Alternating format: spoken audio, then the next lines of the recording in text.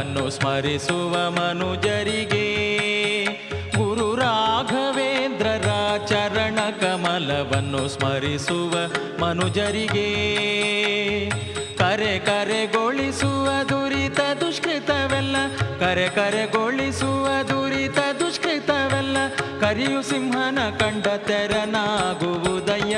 ರಾಘವೇಂದ್ರರ ಚರಣ ಕಮಲವನ್ನು ಸ್ಮರಿಸುವ ಮನುಜರಿಗೆ, ಗುರು ರಾಘವೇಂದ್ರರ ಚರಣ ಕಮಲವನ್ನು ಸ್ಮರಿಸುವ ಮನುಜರಿಗೆ.